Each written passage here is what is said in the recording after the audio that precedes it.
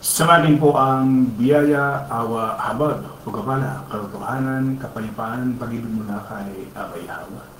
Isang magandang umaga, tanghali, hapon, gabi sa lahat po ng niyabot ng pangaral na munting channel na ito sa iba't ibang panig ng buong. Maging dito sa atin sa buong Pilipinas. Muli na rin pasalamatan si Abay Hawa sa buhay na ipinagkaloob sa bawat kapatid sa kapulungan. Maging sa lahat po ng ating mga mahal sa buhay. Maraming pong salamat, Abay Hawa. Ngayon po ay September 13, 2025 at minagka pong alas 4:24 ng hapon dito sa atin sa buong Pilipinas. Muli natin pasalamatan si Abay Hawa sa buhay na ipinagkaloob niya sa bawat kapatid sa kapulungan, maging sa lahat po ng ating mga mahal sa buhay. Muli, sa magandang hapon po sa lahat po ng ating mga viewers. Magandang hapon, Luzon, Visayas at Mindanao. Magandang hapon sa lahat po ng ating mga kapatiran sa iba't ibang panig ng buong mundo. Magandang hapon sa lahat ng nagbukas ng kanilang mga cellphones, ng kanilang mga tahanan upang tayo po ay mapanood, mapakinggan dito po sa ating ginagawang pangalan. Araw-araw, Lunes hanggang Sabado, alas 4:30 ng hapon dito po sa Facebook Live. Uli isang mabiyayang pakinig po sa bawat isa, sa lahat po ng aabutin. Sa lahat po ng mga nasa mga relihiyon, sekta, pastor, ministro o isang mangangaral, loobin nawa ni Abay Hawa na may paunawa sa bawat isa. Ito po ang ating ginagawang pangaral. No? Ang ating pong paksa sa hapon pong ito, kaunting kaalaman sa kasulatan. Tayo po ay nasa ika-6 na bahagi na araw po ng Sabado ngayon at ito pong paksa ito sa unang Tesalonica 4, 1 hanggang 8, sa 8. Kaya ang sino mang umahamak sa aral na ito ay umahamak hindi sa tao kundi sa Diyos na siyang nagkakaloob sa atin ng kanyang Espiritu Santo. Muli natin pasalamatan si Abay Hawa sa pagkakataon na ibinahagi pa niya sa atin sa oras na ito, sa hapon pong ito ay ang buhay na hon.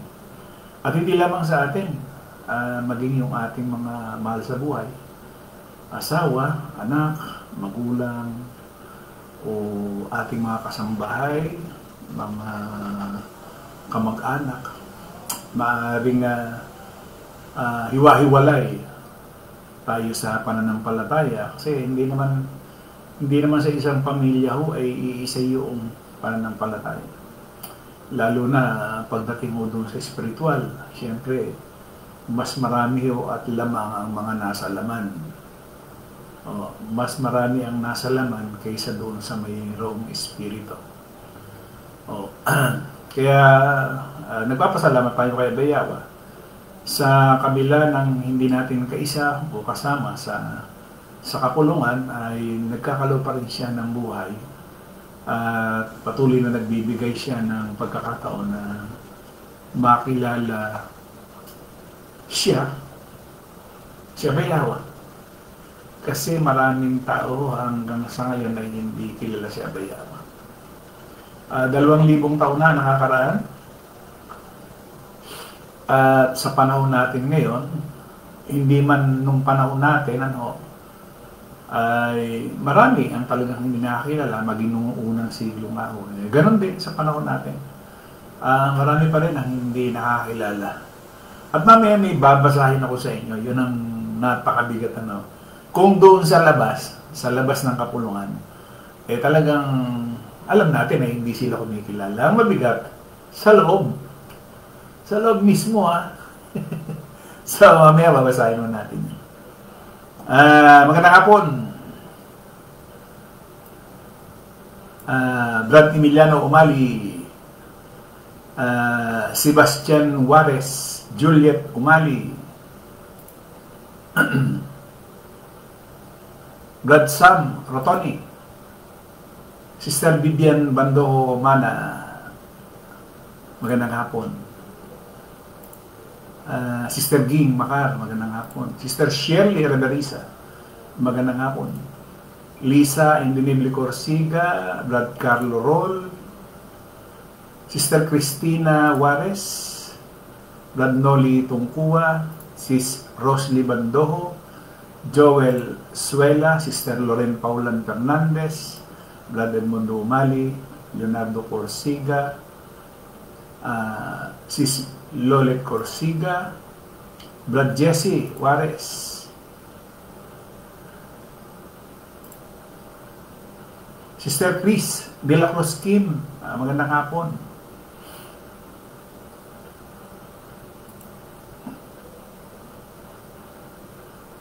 Sister Lore Calderon. Ang oras po natin, alas 4:29 na.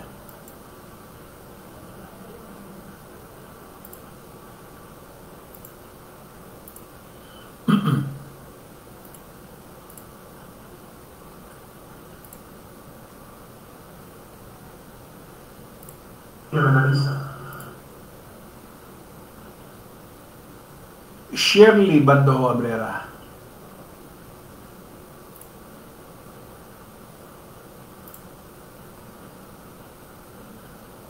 Alas 4:30 na po ng hapon. Muli po, tayo'y pumunta na doon sa ating pag-aaral. So ito ho yung ating huling bahagi. Araw ho ng Sabado ngayon, 13 ng Setyembre, at huling bahagi na ng ating pong ginagawang pag-aaral, hinggil po doon sa ating paksa sa unang Tesalonica, na isinulat naman ni Pablo doon sa mga kapatid sa Tesalonica. Sa unang Tesalonica 4:5, hindi sa kita ng kaharian na gaya ng mga hintil na hindi nakakikilala sa Diyos.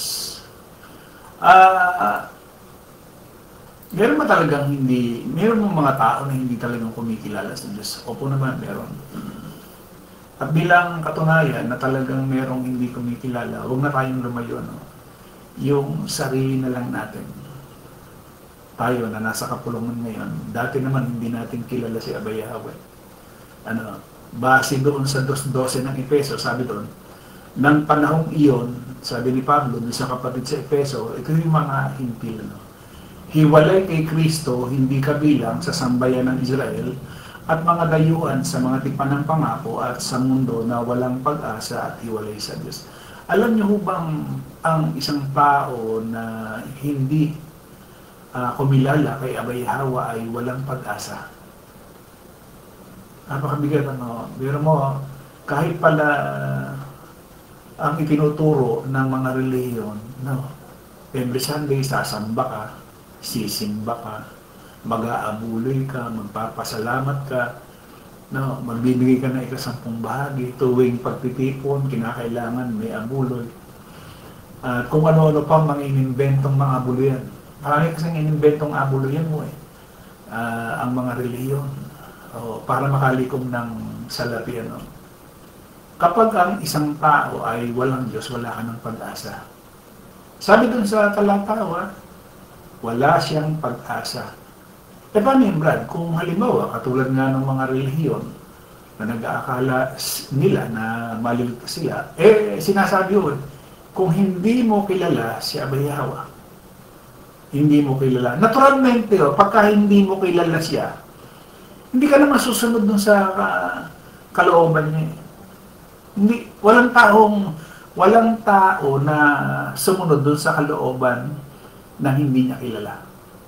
Sabi nga ni Pablo doon sa mga gawa, sabi niya, sapagkat sa paglalakad ko sa lungsod at sa pagmamasid ng mga bagay na inyong sinasamba, nakatagpo rin ako ng isang dambanang may nakasulat na ganito, sa Diyos na hindi kilala. Ang inyong sinasambang hindi ninyo kilala, ang siyang ipahayag ko sa inyo. Merong sumasamba na hindi naman talaga kilala. Kinakailangang ipakilala pa. Natural, ipakikilala dahil hindi naman talagang kilala sa Diyos na hindi kilala. Lahat ba ng reliyon nakakilala? Hindi. Sabi ni Pablo nga dito sa 2:12 ng Efeso, sabi niya, alalahan ninyo rin noon na hindi nyo pa kilala si Kristo. Hindi kayo kabilang sa mga mamamayan ng Israel at hindi sakop ng mga kasunduan ng Diyos na batay sa mga pangako niya. Namumuhay kayo sa mundong ito na walang pag-asa at walang Diyos.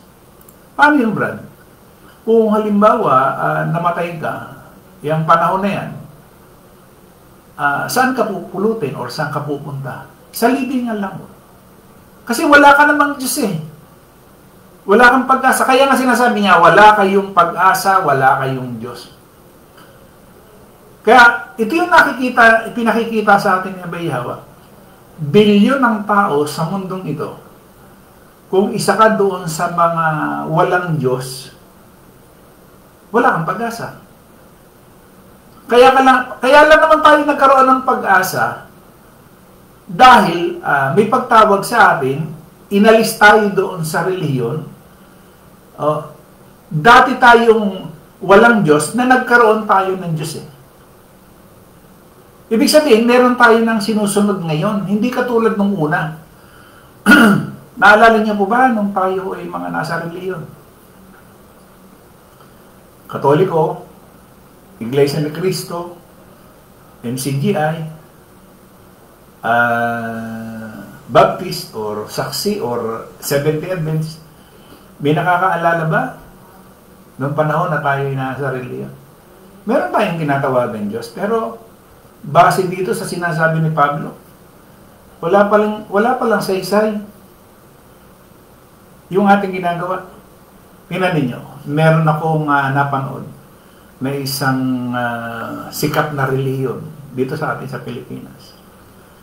Pagka nagpapagawa sila ng kapilya, yung mga labor, libre ho yun.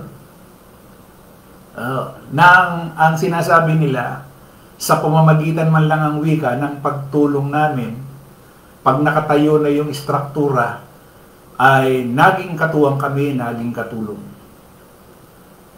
Anong saysay nun kung hindi mo kilala si Abiyama? Walang saysay. Kahit na tumulong ka pa, hindi, kalimitan naman mo dyan sa tumutulong, hindi naman binabayaran yan. At pagkatapos na naitayo, siyempre, tuloy-tuloy yung abuloy. Magmula mo doon sa pagbili ng lupa, pagtatayo ng simbahan o kapilya. So, libre ho yung pan. Siguro, pera na lang yung mga ininyero, pero yung mga labor, libre ha. Di naitayo na ngayon. Ito naman yung bantay kapilya. Siyempre, natural, babantayan mo yan eh. May struktura eh. O, libre din ho yun. Ay di ang hirap talaga na maging isang miyembro ka ng isang relihiyon. Base dito sa ating pinag-aaralan, pagka hindi mo kilala si Abaya, wala kang pag-asa. Kahit na magkanghihirap ka dyan sa relihiyon mo, di ba, may mga lumalakad pa ng paluhod, nananalangin ng paluhod. Wala rin saysay. Walang kabuluhan din yung iyong gagawin. Bakit?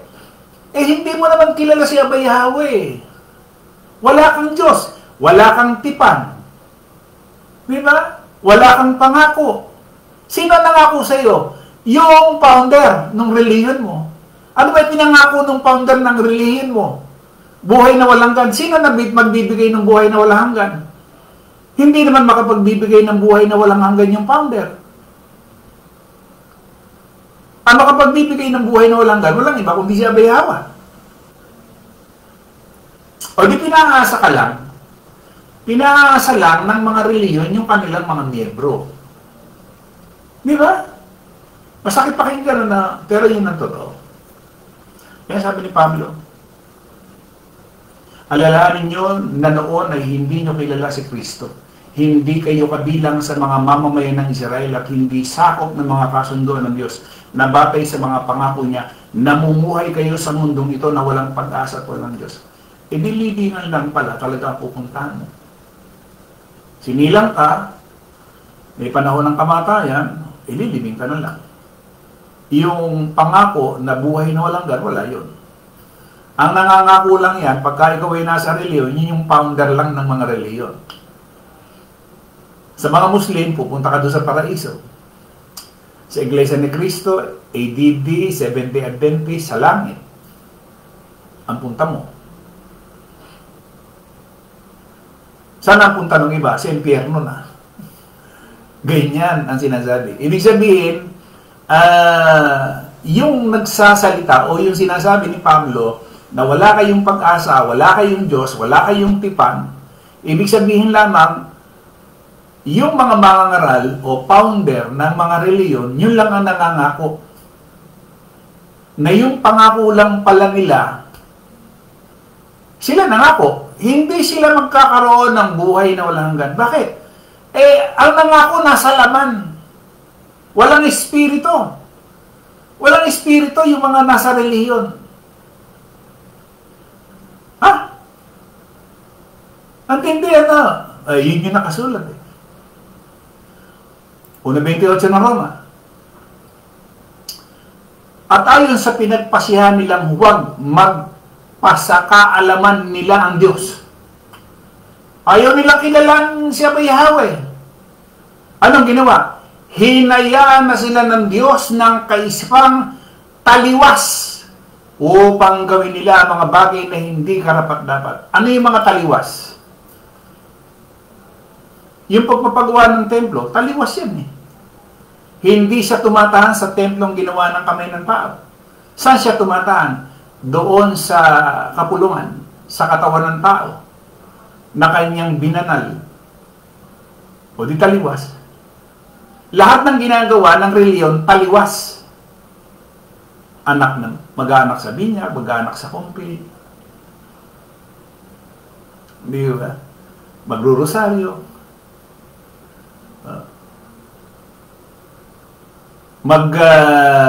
Magpapaaral ng mga ministrong may bayan. Lahat naman ng aral eh. Pare, may bayad din ng pagpapaaral. Ministro, may pera din ng involved dyan. Yun kung maging imam ka ng isang Muslim, may bayad din yan. May mag-i-sponsor yan. So lahat, umiikot, puro pera. Wala talagang spiritual. Samantalang, nung unang siglo, pawang puro spiritual o pawang espiritu ni Abayawa. Di ba? Sina Pedro ba nag-aral patungkol dun sa kasulatan na may bayad? Wala eh. Inihalal ba sila na binayaran? Hindi. Meron ba sweldo sila tuwing katapusan ng buwan or kinsinas at katapusan? Wala eh. Pero nagsusupply sa kanila talagang si Abayawa. Samantalang sa reliyon, kinakailangan may sweldo yung mga mangangaral, ministro at pastor, kinsenas, katapusan. Para saan? Para mangaral sila. Anong ipangangaral? Kasinungalingan. At hindi yan ang revelasyon na sinasabi ng kasulatan. Unang Korinto 1:21. Sapagkat sa karunungan ng Diyos, hindi niya ipinahintulot na makilala siya ng tao. Ulitin ko, sapagkat sa karunungan ng Diyos, hindi niya ipinahintulot na makilala siya ng tao sa pamamagitan ng karunungan ng mundong ito. Ano ngayon yung mga itinuturo ng mga ministro, mga pastor? Karunungan pang mundo.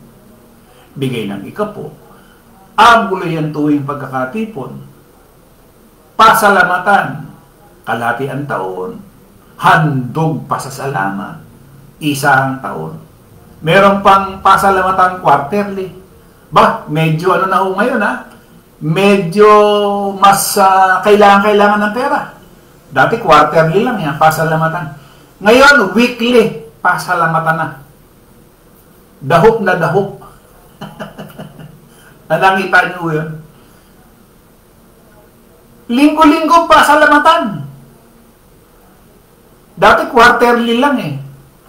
Di ba? Yung isa naman, kalahatian taon. Yung isa naman, isahan taon. Meron pinauso sila. Weekly, pasalamatan. Dahok na dahok. Kailangan. Sobra-sobra ang pangailangan. Nakita niyo kung kumilos ang laman, hindi ipinahintulot ni Abay Hawa. Ano sabi niya? Sapagkat sa karunungan ng Diyos, hindi niya ipinahintulot na makilala siya ng tao sa pamagitan ng karunungan ng mundong ito. Mas minabuti ng Diyos na iligtas ang mga tao sa pamamagitan ng kanilang pananampalataya sa ipinangangaral ng magandang balita, ayon sa iba ay kamangmangan lamang. Walang relihiyon na nangaral ng ukol sa katuruan ni Abay Hawa. Wala. Wala ka. Walang ipinangaral. Abraham ko daw mali, Jehovah bro, mga membro lang ang gumagawa dito sa Muntinlupa, nakikita ko. Lahat ng relihiyon. Lalo pag kami pa construction, lahat yung mga miyembro niyan, libre yun. Para ang wikang paglilingkod sa kanilang Diyos. Matatawa ka, alam niyo kung bakit. Hindi kinilala ng ANC na yung Kristo, Diyos, ano? Hindi kinilala. Pero tingnan nyo, granting lang na hindi talaga siya, yung Diyos, ano? Tao ang pagkakilala. Pero tingnan niyo yung aral. Yung aral nila, hindi mo mababasa sa kasulatan. Felix Manalo huling sugo. Siya yung mabuting pastor. Di ba? Ibong mandaragit. Wala kang mababasa nun. Pagtatayo ng kapilya. Pasalamatan. Wala kang mababasa. Pero kung tindigan nila ang Kristo, tao, sugo, anghel. Nakita niyo ba yan? Unang Korinto 15:34. Ito, mga kapatid. Sabi dito sa ESNB, pinag-uusapan natin kanina sa labas mga hindi kumilala, mga sumasamba sa Diyos-Diyosan, yung mga hindi.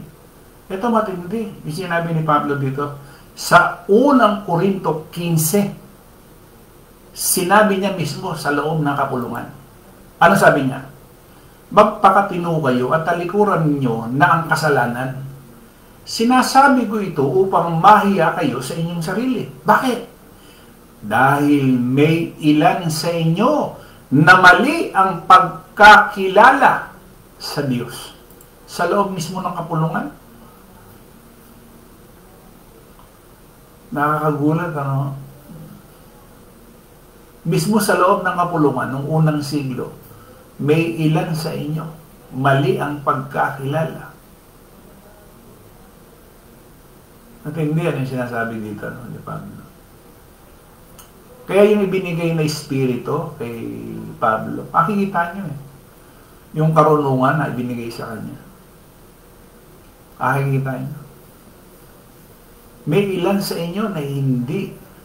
Sabi niya, may ilan sa inyo na mali ang pagkakilala sa Diyos. Di ba? Nasa loob na yan, ha? Yun ang nakakalungkot. Nangyari yan kailan, Brad? Unang siglo. Ibig sabihin, Brad, sa panahon natin, pwede rin mangyari na may ganyan din. Oo naman. Meron din. Mali ang pagkakilala. Ano yung ibig sabihin niya, Brad? Eh di parang hindi rin kinikilala si Abay Hawa. Wala siyang ginagawa. Tagapanood lang, tagapakinig lang. Wala. O di hindi niya kilala. Kasi pagka talagang meron kang espiritu, at nasa iyo, yung sinasabi ng banal na espiritu, kasi tinanin niyo yung ating paksa, doon sa 8. Kaya ang sino mang humahamak sa aral na ito, ay humahamak hindi sa tao, kundi sa Diyos na siyang nagkakaloob sa atin ng kanyang Espiritu Santo. Pag hinamak mo itong katuruan na ating tinatalakay sa napakahabang panahon, hindi lamang sa sulat ni Pablo, hindi naman sa tao yung hindi naman tao yung inahamak mo Sino? Si Abay Hawa. Bakit? Na siyang nagkakaloob sa atin ng kanyang Espiritu Santo. Kaya nga hindi natin pwedeng dayain yung kapatid Yung magpipretend ka, tinanin niyo. Ano sabi dito?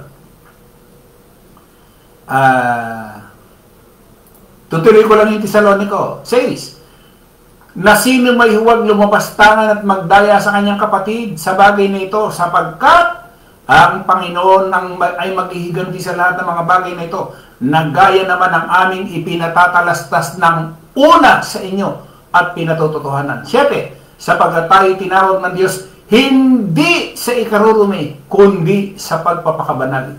Kaya ta nagtatakwil, hindi ang tao ang tinatakwil, kundi ang Diyos na nagbibigay sa inyo ng kanyang Espiritu Santo.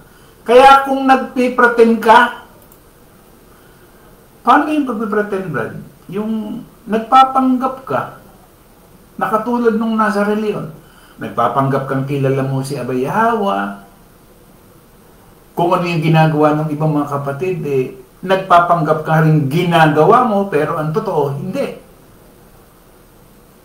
Ano mangyayari? Ano ang babala? Ito ho. Sabi niya, kaya ang sino mang umahamak sa aral nito'y humahamak hindi sa tao, kundi sa Diyos na siyang nagkakaloob sa atin ng kanyang Espiritu. Ano mangyayari, Brad? Sabi dito sa pangalawang Tesalonica 1:8, na maghihiganti sa hindi nagsikilala sa Diyos at sa kanila na hindi nagsisitalima sa Ebanghelyo ng ating Panginoong Yahweh siya. O hindi kasama kami palang parurusahan. Kasama ng mga hindi kumikilala kaya ba Yahweh? Kasi kung wala kang ginagawa, nakikinig ka lang, nanonood ka lang. Katulad din ng mga nasa, yung malimit ko nga sinasabi, ang daming viewers natin, ang daming views Pero ang tanong, meron ba silang ginagawa? Di ba? Yung iba, nakikiramdam. Ganyan naman yung nasa laman. Pinakikiramdaman niya. Pero yung sarili yun, pakiramdaman Pagka sabi na puspos ng Espiritu Santo, gaya-gaya na lang. O hindi nagpipretend ka na lang. Sa kapulungan, di ba? Pag ipinakikita mo na yung ginagawa ng ibang kapatid, ginagawa mo, parang katulad ka ni Ananias at saka si Sapphira. Mahirap. Di ba? Para ka nang hindi kumikilala rin kay Abay Hawa. Kahit na ikaw ay nasa kapulungan, sura ka nang hindi rin kumikilala kay Abay Hawa. Pag hindi natin nagagampanan yung ating tungkulin. May tungkulin bawat isa sa atin. Lahat tayo. Lahat. Walang itsapwera sa atin. Kasi ang kaligtasan natin, individual. Hindi naman ang kaligtasan natin katulad ng reliyon Kaya nga yung mga magulang doon sa reliyon, kaya yung kanyang mga anak. Di ba? Akay-akay niya. Kasi ang pananaw ng reliyon, kung saan ako naroon, doon din yung aking mga anak. Mali Sa pananaw, panglaman, maaaring tama. Yung pala, pamparami lang. Bakit? Namumuhay ba ng may kabanalan yung mga anak mo o sumusunod lamang sa iyo dahil bilang isa kang magulang? Tama ba? Meron ganun Meron mga anak. Dito lang mo sa amin May bulyawan yun pagkakawasan ng pagsampi. Hindi pa kayo kumikilos. Pinaririnig pa doon sa iba doon sa kapitbahay. Di mo sabihin, kaya lang pala yung dumalo dahil sa iyo bilang magulang. Hindi ganoon. Ang kaligtasan kasi sa atin, individual. At ang kaligtasan sa kasalanan. Ano yung sabihin ng God? Di ba ito sa unang 1:3? Kapag hindi tayo sumusunod dun sa kanyang kautusan, di ba? Nagkakasala tayo. Ang sino mang gumagawa ng kasalanan ay sumasalangsang din naman sa kautusan. At ang kasalanan ay ang pagsalangsang sa kautusan. Pero madadalhin mo yung mga anak mo ron. Tanong, yung bang pananampalataya mo at saka yung pananampalataya ng anak mo, iisa ba? O baka nakikisama lang yung anak mo dahil bilang isa kang magulang na huwag kang magagalit? Di ba? Sala ang reliyon, ano? So, ang kaligtasan talagang individual. At ang kaligtasan sa kasalanan. Yung maligtas tayo doon sa kasalanan. Oh. Yung wala na tayong malabag. Kasi hanggat meron tayong nalalabag na kasalanan, ibig sabihin, wala talaga yung Espiritu Santo. Ulitin ko yung sinasabi doon sa Galatia na pag tayo ay may bunga ng Espiritu, ibig sabihin, wala ng kautusan. Ano ibig sabihin? 23. 5:23 ng Galatia. Kaamuan, pagpipigil, laban sa mga gayong bagay, walang kautusan. Ibig sabihin, sinopersid nung bunga ng Espiritu yung kautusan. Wala ka na! Wala ka na talagang kautusan kung nasa iyo yung bunga ng Espiritu. Kung wala, di nabubuhay ka sa laman. Sumasalangsang ka pa rin sa kautusan. Meron ka pa rin nalalabag. Ano? Pero yung banal na Espiritu na ibinagkaloob sa atin, yan mismo ang magdidikta sa atin at mag-uutos kung anong dapat natin gawin para sa kabutihan. Pag wala ho tayong ginawa, baka mamaya may magtanong, Brad, walang nag-uutos sa akin kung ano yung gagawin ko. Ako nangingiti ho, nangingiti. Pagka ganun ho yung nasa isip, ano? Ba't ganun? Samantalang marami sa atin sa kapulungan, talaga namang may ginagawa, aktibo. Hindi lang sila aktibo sa pakikinig, hindi lang aktibo sa panonood, talagang merong ginagawa sila. Napakabuti ni Abayawa. Bakit? Inuudyokan sila, inuutusan sila. Di ba? Tayo, ako. Hindi ba? Ano ba yun? Yung pagtulong.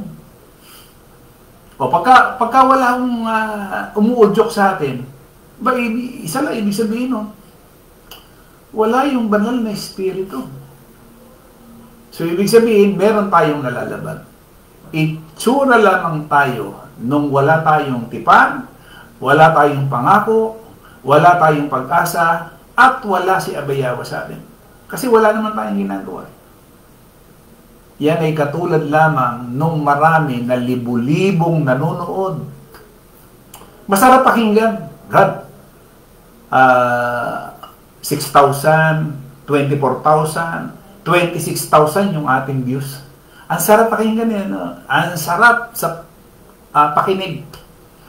Ang naging problema, yung bang 26,000 na yan, yung 28,000 na yan, sumunod kaya yan kay Abayawa o hindi? O di wala rin sa isa eh. Yung 26,000 na yan, kabilang din yan doon sa mga walang Diyos, walang tipan, walang pangako, walang pag-asa. Ganun lang yun. Hindi ba? Nakakalungkot. Kaya nga sabi nga ni Pablo, babasahin ko uli, 1 Corinto 15. Ano sabi niya? Magpakatino kayo, talikuran ninyo na ang kasalanan. Sinasabi ko ito upang mahiya kayo sa inyong sarili. Bakit? Anong dahilan? Dahil may ilan sa inyo na mali ang pagkilala sa Diyos. Maaring hindi nga kumikilala, maaring hindi sumusunod. Andun lang siya. Tagapanood lang. Tagapakinig lang. So, walang ginagawa. Ano sabi ni Santiago? Patay. Hindi daw pananampalatayang walang lakit na gawa. Patay. Diba? So, purihin si Abayawa dun sa ating mga kapatid na talagang may gawa. Yun yung pananampalatayang may lakit na gawa. Kumbaga, tayo rin naman yung aani. Di ba? Nilagay, ang sinasabi nga niya, lagi niya sinasabi, laging halimbawa niya, bukid eh.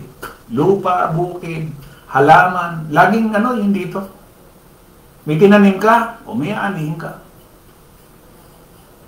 Wala kang tinanim, wala kang aanihin. Nag-impo ka, saan? Dito sa mundong ito, ay yaman ka. Di ba? Kaya lang may magnanakaw. Nag-impo ka, hindi dito. Kaya ba ihawa? Ay di, may buhay na wala hanggang ka. Doon ang wika, walang magnanakaw. Walang tangang sisira. May inimpo ka, ano inimpo mo? Mabuting gawa. Yun yung may kabuluhan. Lahat ng ginagawa ng relihiyon, pagpapatayo ng kapilya, simbahan, walang saysayan. Kahit magbantay ka pa sa kapilya mo, sa simbahan mo, tuwing gabi, walang saysayan. Tingnan ninyo, yan ay katunayan lamang na walang Diyos talaga. Bakit? Bakit kinakailangan mong bantayan? Yung simbahan ninyo, may papasok ba? May magnanakaw ba? Di ba? Logic lang. Bakit kinakailangan bantayan mo yun? Di ba?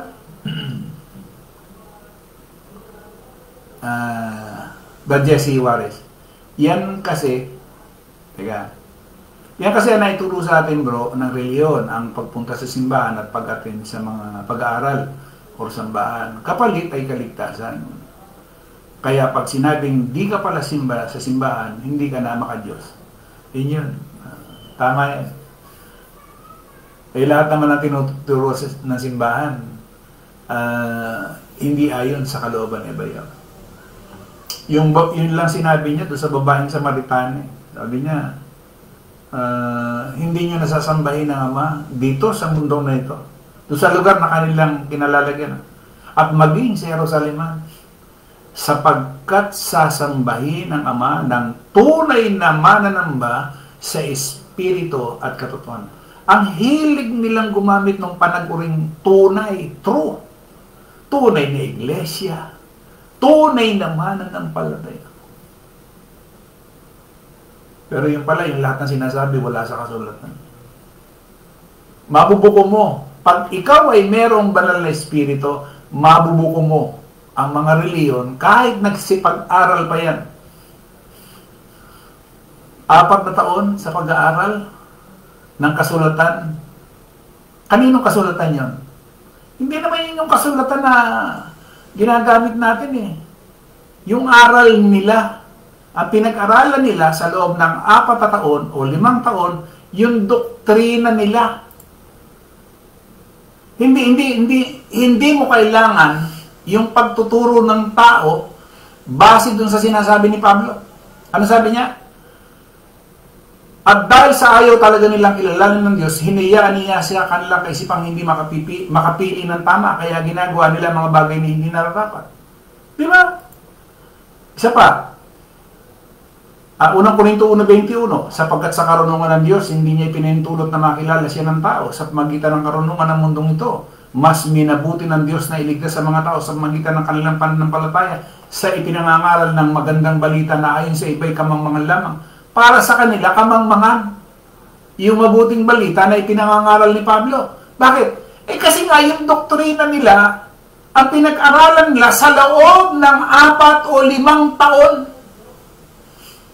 Front lang nila. Sabi ni Pablo, ayon sa sulat ni Pablo, ayon sa sulat ni Mateo, o di front. Pero yung doktrina nila, yun ang humihiyaw. Magbigay ka ng pasalamatan. Magbibigay ka ng abuluyan tuwing pagtitipon. Di ba? Sugo. Di ba nakakatawa? No? Sige, ayan.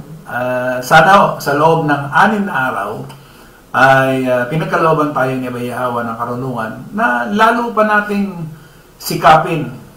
At sana hindi tumama sa atin yung sinasabi ni Pablo dun sa unang Korinto 15 May ilan sa inyo na mali ang pagkilala sa Diyos. Sana hindi tayo yun. Yung tama ang pagkakilala na natin kay Abay Yawa. Ngayon, kung mali pa rin yung pagkakilala natin kay Abay Yawa, manalangin na tayo. Kay Abay Yawa. Na masunod natin yung kanyang kalooban. Huwag yung atin. Kasi pagka yung atin ang susundin natin, laging kontra yan eh. Laging kontra yan. Ayaw nung katawan natin, nung laman natin, yung pagpapakabanal. Ang gusto nung katawan natin, kasinungalingan, pagnanakaw, kasakiman, karamutan. Yan. Hindi na baling mapanis yung pagkain. Huwag lang maibigay. Hindi na baling mabulok. Diba? Yan yung laman eh. Bili ng mga ekta-ekta ng lupain. Samantalang pagka ililibing ka, ilang metro kudrado lamang yung paglalagyan sa iyo. Di ba? Yan yung laman. Ayaw nung laman o kontra yung laman doon sa mga bagay na pang-espiritual. Sabi ng espiritu, huwag kayo mag-impok dito sa lupa. Sabi nung laman, mag-impok ka. Kasi pag mayaman ka, makikilala ka, marami kang sasakyan, titingalain ka, magiging makapangyarihan ka. Yan yung laman. Sa espiritu, pinasisimple yung buhay natin na huwag tayong magkaroon ng isipin, anxiety, mabibigat na problema.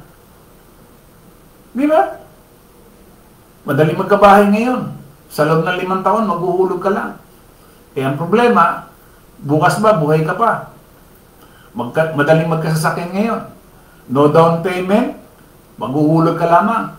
Tanong, bukas ba, buhay ka pa? Madali. Yung panglamang aspeto, ang dali. Pero ayaw ni Abay Yawa, bigyan tayo ng sakit ng ulo. Ang gusto niya, mamuhay tayo sa espiritu, simpleng pamumuhay, makakatulog ka ng mahimbing, magising ka ng matiwasay. Yun ang gusto ni Abay Yawa. Malis tayo sa problema ng mundong ito. Yun yung gusto niya eh. Pag naranasan na natin yun, naranasan na natin yung may pag-ibig na tayo sa ating kapwa, marunong na tayong tumulong sa ating kapwa. Kasi sa laman, ayaw niyan. Maramot ang laman eh, madamot. Sakim ang laman. Pag meron kang espiritu, ando na, bukas na yung palad mo. Nakabukas na yung palad. Kaya nga sinasabi niya wala kayong pag-asa. Wala kayong tipan. Bakit? Laman kayo eh.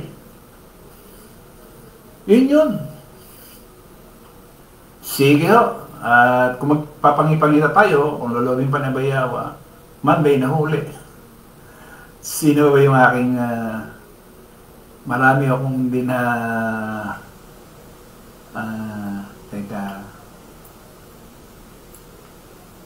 babasa kanina.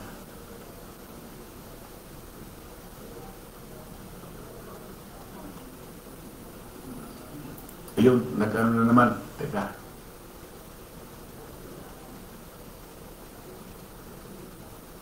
Dito nga sa kabila. Tingnan ko nga ako dito.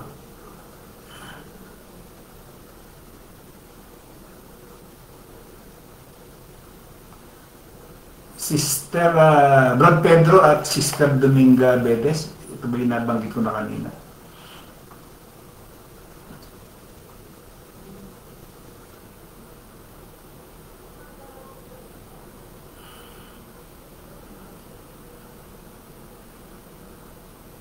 Brad Fernando Pronebo Avillera, Sister Maria Victoria, Brad Wilfredo Bedes. Kaya pala, hindi ko nabanggit si Brad Pedro at Sister Dominga.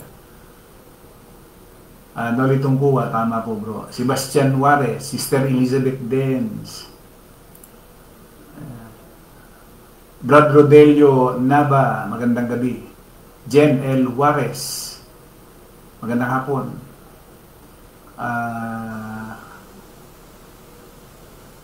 Brad Nolitong kuha sa Baptist bro, tithes every week.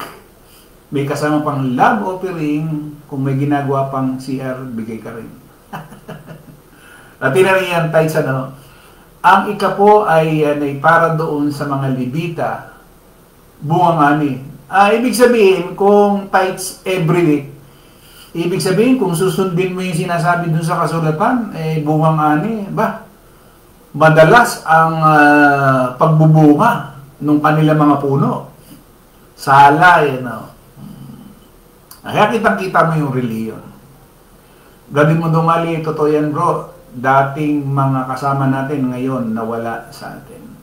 Wala tayong magagawa. Talagang ganun talagang yung mga nasa laman, hindi talaga tatagal. Masasaktan at masasaktan ka magtatagal ka sa kapulungan kung talagang meron kang banal na espiritu. Kasi ginagawang banal tayo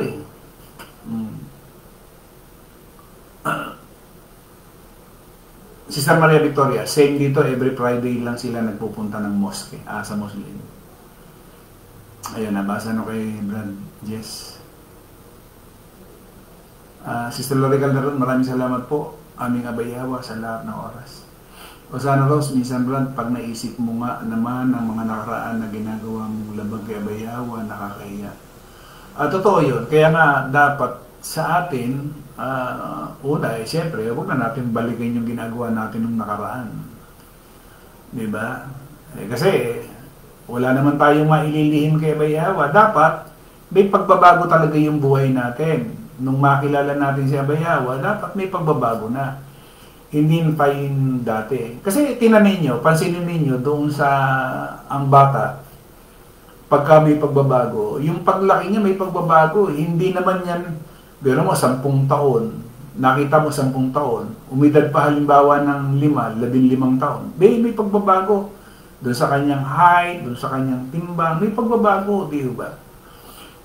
Sana, lalo doon sa kapulungan, dapat binago ka talaga ni abayawa. Rosana Rose, tama Brad, walang kasing sarap mamuhay na kay abayawa. Brad, sarap pakiramdam ng makatulong ka. Walang kasing sarap po yan. Bakit? Nasusunod mo yung kanyang kalooban na ibigin mo ang iyong kapwa. Yun. Brad Nolitong kuha, salamat abayawa sa napakalinaw at napakagandang aral mensahe sa kapulungan. Ganyan din siyempre sa KKK. Salamat po kay abayawa. Sister Shirley Rebelisa, kasama ko ang aking tiyahin si Celia Salazar, nakikinig ngayon. Salamat to, magandang hapon. Sis Shirley Rebelisa at tiyahin niya na si Celia Salazar. Salamat to sa pakikinig. Loobin po ni abayawa na magbukas yan ng pangunawa. Sige ho. Ayan, sana ho, malaking tulong ang ibinahagi sa atin ni abayawa sa nakaraang 6 na araw. Salamat ho. At ako'y hindi nagsasawa at hindi tumitigil sa pasasalamat kay abayawa. Sa mga kapatid na ating naging katuwang, kabalikat, kamanggagawa dito po sa pangaral ng mabuting balita. Hindi po tayo nagsasawa na pasalamatan si abayawa sa patuloy na pagbibigay niya ng kalakasan, karunungan, kaalaman na ibahagi natin. Ito yung task na ibinigay ni abayawa. Ano yung task na yan? Na ilantad lahat ng mga sumasalungat sa mabuting aral. Ilantad sila, maipaunawa dun sa mga walang pangunawa. Ito yung layunin ng ating ginagawang pangaral. Hindi business na katulad ng relihiyon. May ba? Ang mga ngaralo dito ay wala namang sinasahod na katulad ng mga simbahan, iglesia o church. na kailangan na every quincenas katapusan dapat may sweldo di ba? Ay, inahayaan natin na talagang yung pangako ni Abay Hawa na siya yung magpo-provide, siya. At nangyayari naman nangyayari naman. Kaya napakabuti ni Abay Hawa. Ayan sa iisang Diyos na ating tagapagligtas sa pangalan ni Abay Hawa, sumakanya nawa ang kalwalatian, ang karangalan, ang paghahari at ang kapangyarihan sa kauna-unahang panahon at ngayon at magpakailanman. Siya nawa. Patuloy po tayong ingatan, gabayan at pagpalain higit sa lahat sa bagay na espiritual. Pinakamahalaga sa lahat ko yan mga kapatid. Darating ang panahon na tayo ay mawawala sa mundong ito. Pero magpapatuloy yung ating buhay kay Abay Hawa. At habang hindi pa dumarating yon, magpatuloy tayo sa paggawa ng kabutihan. Yan lang ang babaunin natin. Yung pag-ibig sa Kanya ng buong puso, ikalawa ay pag-ibig sa ating kapwa, at pag-ibig sa ating sarili. Yan lang ang babaunin natin. Hindi natin babaunin kung ano man yung ating pag-aari sa mundong ito. Hindi natin babaunin kung meron tayong mansyon, hindi natin babaunin kung meron tayong 10 hektarya, hindi natin babaunin kung meron tayong paupahang apartment, wala tayong mababaon, ginto, pilak, o anumang nasa katawan natin.